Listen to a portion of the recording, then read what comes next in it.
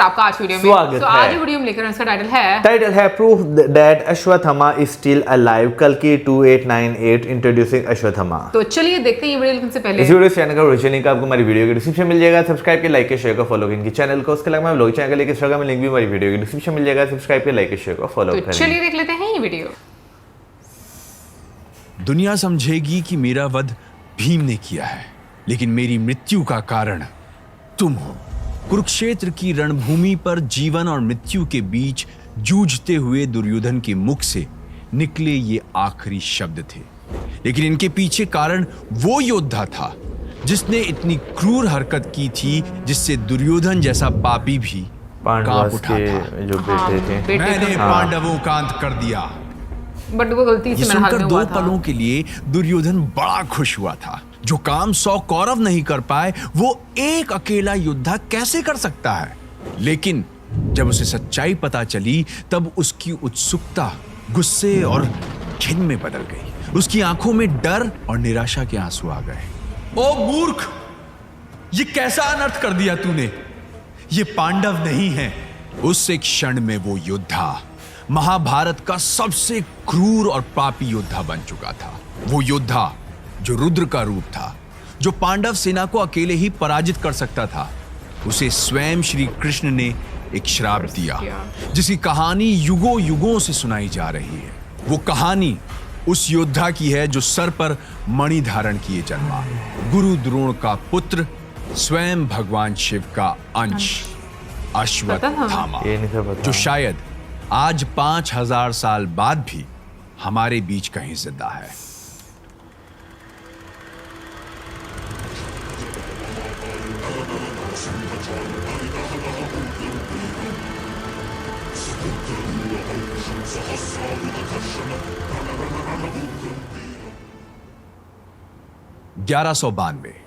मोहम्मद घोरी से पहली जंग के बाद जब महान योद्धा पृथ्वीराज चौहान जंगल में थे तो उन्हें एक अजीब आदमी दिखा।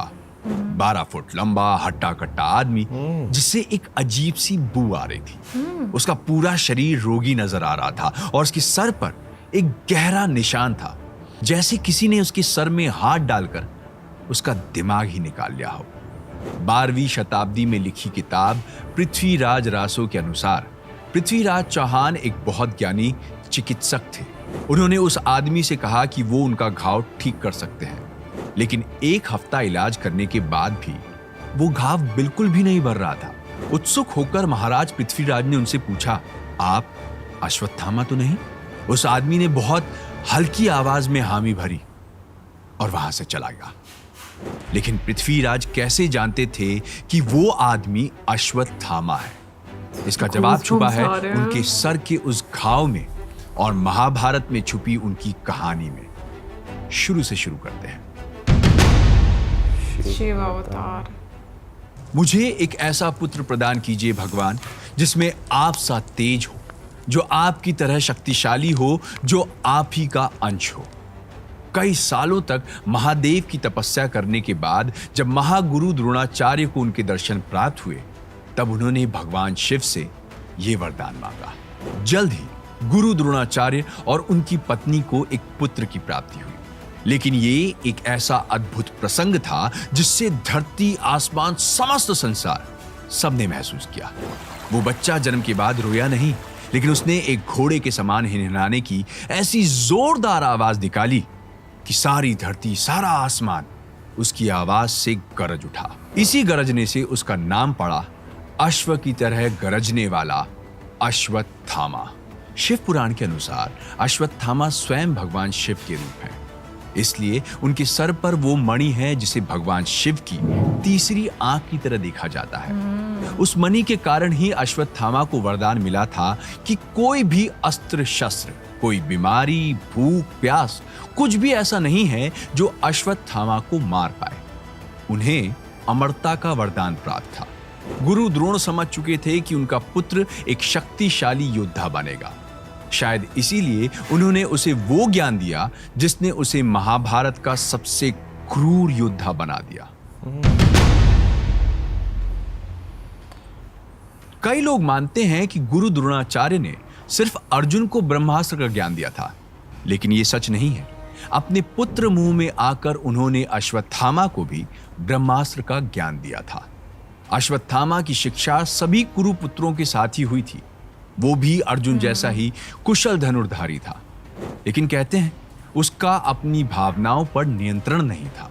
शिवांश होने की वजह से उसकी भावनाएं तीव्र होती थी, चाहे वो गुस्सा हो या अहंकार। लेकिन युद्ध भूमि पर बार बार अश्वत्थामा ने अपनी कुशलता साबित की। अपने पिता और परम मित्र दुर्योधन का साथ देने के लिए अश्वत्थामा कौरवों की तरफ से लड़ा था। महाभारत के विराट पर्व के अनुसार युद्ध से पहले विराट नगर में एक भयंकर युद्ध हुआ था, जिसमें पांडवों की जीत हुई थी। लेकिन कई लोग ये नहीं जानते कि उस युद्ध में दो कुशल धनुर्धारी अर्जुन और अश्वत्थामा आमने सामने आए थे। दोनों में एक भीषण युद्ध हुआ। अर्जुन की तरह ही अश्वत्थामा भी अपने सारे तीरों को एक ही सीधी लकीर में चला सकता था, लेकिन आखिर में अश्वत्थामा के तीर समाप्त हो गए और उसे पीछे हटना पड़ा। महाभारत के युद्ध में अश्वत्थामा ने भीम, युधिष्ठिर, धृष्टद्युम्न सभी को कई बार हराया। वो अकेला योद्धा था जो घटोत्कच और उसके मायावी असुरों से डरा नहीं। इतने विशाल और शक्तिशाली योद्धा को अश्वत्थामा ने अकेले ही हरा दिया। यहां तक कि उसने अपने बाणों की ऐसी वर्षा की जिससे करीब 1,00,000 पांडव सिपाही मारे गए। अपने पुत्र अभिमन्यु की मौत का बदला लेने के लिए जब अर्जुन ने जयद्रथ को मारने का प्रण लिया था, तब अश्वत्थामा ने अर्जुन को रोक के रखा और जयद्रथ को बचाया। यहां तक कि जब अर्जुन और कर्ण का युद्ध हुआ था और अर्जुन उसे पराजित करने वाले थे, तब अश्वत्थामा ने ही उसे बचाया था। युद्ध के 14वें दिन अश्वत्थामा ने एक ऐसा अस्त्र चलाया जिससे वो युद्ध उसी समय खत्म हो जाता। नारायण अस्त्र, जो सभी शस्त्रधारी योद्धाओं का एक साथ वध कर सकता था। लेकिन श्री कृष्ण ने सारी सेना को अपना शस्त्र त्याग कर जमीन पर लेट जाने को कहा और अश्वत्थामा का वार नाकाम रहा। माना जाता है कि अगर अश्वत्थामा का क्रोध अपनी हद पार कर देता तो वो पूरे युद्ध को अकेले ही खत्म कर सकता था, और जल्द ही वो समय करीब आ रहा था। Biggest fight. अगर वो कृष्ण छल कर सकता है तो मैं क्यों धर्म का पालन करूं? महाभारत युद्ध के 14वें दिन कौरवों ने अपनी सबसे बड़ी ताकत खो दी। पितामह भीष्म के बाद गुरु द्रोणाचार्य ही थे जिन्होंने कौरव सेना का नेतृत्व लिया था। गुरु द्रोण के ज्ञान और शक्ति के आगे कोई भी नहीं टिक पा रहा था। उन्हें हराना असंभव था, इसलिए श्री कृष्ण ने छल से उन्हें शस्त्रहीन करवाया और धृष्टद्युम्न ने उनका वध कर दिया। जब अश्वत्थामा को यह बात पता चली, वो क्रोध से भर चुका था, लेकिन फिर भी उसने दुर्योधन को युद्ध रोकने और पांडवों से सुलह करने की विनती की। अश्वत्थामा नहीं चाहता था कि वो और लोगों को खोए, अपने परम मित्र दुर्योधन को खोए, लेकिन आखिर वही हुआ। युद्ध के 18वें दिन अश्वत्थामा ने देखा कि महाभारत की युद्ध भूमि पर उसका मित्र दुर्योधन मौत से जूझ रहा था। युद्ध के नियमों को तोड़कर उसकी जांघा पर वार करके उसे हराया गया था। उसने दुर्योधन को वचन दिया कि वो पांडवों का अंत कर देगा। पांडवों के शिविर पर पहुंचते ही अश्वत्थामा ने भगवान शिव की आराधना की। उन्होंने अश्वत्थामा को आशीर्वाद दिया, जिसके बाद अश्वत्थामा अपने रुद्र रूप में आ चुका था। उसका गुस्सा, उसकी शक्तियां अपनी सारी सीमाएं पार कर चुकी थी। देर रात में वो पांडवों के शिविर में घुसा और उसके रास्ते में जो भी आया उसने उनका वध कर दिया। अश्वत्थामा ने अकेले ही धृष्टद्युम्न और शिखंडी जैसे महारथी योद्धाओं को हरा दिया और सारी पांडव सेना को नष्ट कर दिया। सभी तंबुओं में आग लगा दी। सोते हुए कई सिपाही जल गए। अपने पिता की मृत्यु का बदला लेने के लिए उसने धृष्टद्युम्न को मार मार कर उसके सर को कुचल दिया। आखिर में वो एक छोटे तंबू में घुसा जहां 5 लोग सो रहे थे। अंधेरे में उन्हें पांडव समझकर अश्वत्थामा ने उन 5 का वध कर दिया और एक को भीम समझकर उसका सर धड़ से अलग करके दुर्योधन के पास ले गया। सर से पांव तक खून से लथपथ अश्वत्थामा को तब पता चला कि उसने पांडव नहीं, उनके पुत्रों का वध कर दिया है। अगली सुबह जब पांडव अपने शिविर में लौटे तो वहां का नजारा देख उनकी आत्मा कांप उठी। सब कुछ तहस नहस था। उनकी सारी सेना ध्वस्त हो चुकी थी और उनके पुत्रों का वध हो चुका था। पांचों पांडवों की आंखों से अब आंसू नहीं, क्रोध की अग्नि बह रही थी। वो आग जो अश्वत्थामा को भस्म कर देना चाहती थी, लेकिन उसके वरदान के कारण अश्वत्थामा को कोई नहीं हरा सकता था। एक घमासान युद्ध की शुरुआत हुई। अपने पिता की दी गई चेतावनी को नजरअंदाज करते हुए अश्वत्थामा ने ब्रह्मास्त्र इस्तेमाल करने का निर्णय लिया था। एक ऐसा अस्त्र जो समस्त संसार को तबाह कर सकता था। वहां श्री कृष्ण ने भी अर्जुन को ब्रह्मास्त्र इस्तेमाल करने की सलाह दी। अपने अंदर भीषण आग लिए वो दोनों अस्त्र एक दूसरे से टकराने ही वाले थे कि उसी समय गुरु वेद व्यास वहां आ गए और उन्होंने अपनी शक्तियों से दोनों को रोक लिया। उन्होंने दोनों योद्धाओं को समझाया और उनसे कहा कि वो अपने अपने अस्त्र को वापस बुला लें। अर्जुन ने अपना अस्त्र वापस बुला लिया, लेकिन अश्वत्थामा को ऐसा करने का ज्ञान नहीं था। वेद व्यास जी ने सुझाव दिया कि वो उसे किसी बड़े पहाड़ पर छोड़ दे, लेकिन बदले की आग अब तक अश्वत्थामा को जला रही थी। उसने पांडवों के आखिरी अंश को भी खत्म करने के लिए अपने तीर को उत्तरा की ओर मोड़ दिया, जो गर्भवती थी। ये देख श्री कृष्ण बीच में आ गए और उन्होंने अपने सुदर्शन चक्र को उत्तरा के सामने ला दिया, जिसने ब्रह्मास्त्र के सारे वार को खुद में समा लिया। ऐसी क्रूरता ने श्री कृष्ण के अंदर ऐसा क्रोध जगाया जो आज तक किसी ने नहीं देखा था। उन्होंने अश्वत्थामा को श्राप दिया, ऐसी निर्दयी हरकत करने के लिए तुम आजीवन भुगतोगे। तुम्हें कुष्ठ रोग लगेगा जो तुम्हारी त्वचा को सड़ा देगा। लोग तुम्हें देखकर भाग जाएंगे। तुम्हारा शरीर छाले और घावों से ढक जाएगा, जहां से खून और गंदगी हमेशा बहती रहेगी। कोई भी तुम्हारी मदद नहीं करेगा, ना कोई तुम्हें खाना देगा, ना सहारा। तुम एक भिक्षुक की तरह जगह जगह घूमोगे बिना किसी आराम के। मौत भी तुम्हें बचा नहीं सकती, क्योंकि तुम हमेशा जीवित रहोगे। ये कहकर उन्होंने भीम को आदेश दिया कि वो अश्वत्थामा के सर में लगी मणि को उखाड़ दे। और तब से आज तक माना जाता है कि अश्वत्थामा इस पृथ्वी पर भटक रहे हैं। माना जाता है कि वो इंतजार कर रहे हैं भगवान विष्णु के आखिरी अवतार कल्कि अवतार का, जिनकी सहायता कर वो इस संसार को कलयुग के रोग से मुक्त करेंगे और अपने आप को भी। कई सदियों से कई अलग अलग समय पर अलग अलग लोगों ने अश्वत्थामा को देखने का दावा किया है, लेकिन इन कहानियों में कितनी सच्चाई है, ये आज भी एक गहरा राज है। आपके इस बारे में क्या थॉट्स हैं, हमें कमेंट्स में जरूर बताइए। अगर वीडियो पसंद आया तो इसे लाइक और शेयर कीजिए और ऐसे ही अनसुनी, अनदेखी, अनकही कहानियों के लिए राज को सब्सक्राइब कीजिए।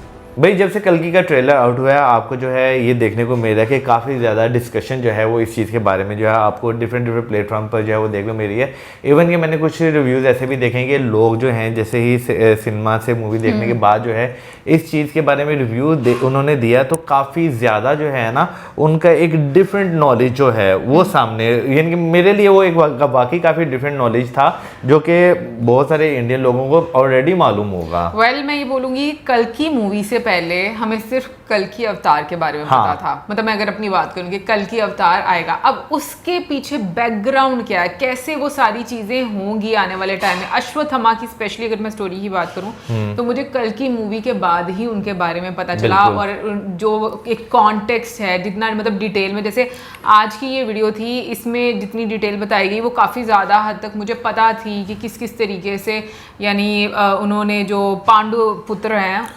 उनका मतलब वध करने के बाद जिस तरीके से, मतलब गलती से उनको लगा कि उन्होंने पांडव का कर दिया है वध, तो मतलब दुर्योधन के पास हो गए। और मतलब इस सारी चीज़ के बारे में मुझे पता था। लेकिन मैं ये बात बोलूँगी कि आप जितना देखते हो आपके अंदर उतनी क्यूरियोसिटी होती है, आप उतना जानने की कोशिश करते हो। और मुझे लगता है कि ये बहुत अच्छा प्लेटफॉर्म है, चाहे वो स्टोरी फॉर्म में आप बताओ, चाहे वो आप मूवीज़ की फॉर्म में बताओ। लेकिन मुझे लगता है कि महाभारत की स्पेशली अगर हम बात करें तो अभी जैसे महाभारत सीरियल है, उसमें आपको बताया गया, दिखाया गया है कि भाई दुनिया में क्या क्या कैरेक्टर्स हैं, किस तरह की स्थिति में आपको कैसे एक्ट करना है, धर्म क्या है, मतलब इन सब चीज़ों के बारे में बेसिकली आपको जो है वो बताया गया है। और मैं ये बात ज़रूर बोलूँगी कि डेफिनेटली आपको एक गाइडलाइन की ज़रूरत होती है। हमें तो बहुत ज़्यादा गाइड करने वाले हमारी यूट्यूब फैमिली है जो हमें डिफरेंट तरीक़ों से कमेंट सेक्शन में, ईमेल्स में बताती रहती, तो हम लोगों को बहुत ज़्यादा समझ में आती है। लेकिन बहुत सारी चीज़ें ऐसी हैं कि जब आप स्टार्टिंग में उनको देखते हो ना,